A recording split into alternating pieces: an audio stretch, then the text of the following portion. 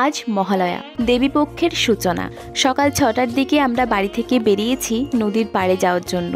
এই সময়টা না কাশফুল শিউলি ফুলের সাথে সাথে এই ছাতিম ফুলের গন্ধটা আমাকে ভীষণ টানে।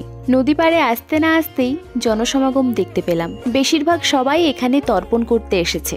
আমি না কোনোদিনও এই দৃশ্যটা দেখিনি, তাই আমার মতো আরও অনেকে এসেছে ভোরের বেলা এই তর্পণের দৃশ্য উপভোগ করবে বলে। ভীষণ ভালো লাগছে জানো। আমি যে একজন চা প্রেমী বাঙালি সেটা এতদিনে তোমরা অনেকেই জেনে গেছো। চা খেয়ে আমরা এসেছিলাম পুরনো রিভার সাইডে। ওখানে তো প্রচন্ড ভিড়, জল স্পর্শ করার জন্য একটু ফাঁকা জায়গার দরকার ছিল। বাড়িতে এসে আমার মতোই একটু পুজোর গান গাইছিলাম।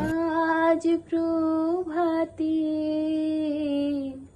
শিশুর শুনে খুলে দিনু মন, বাজলো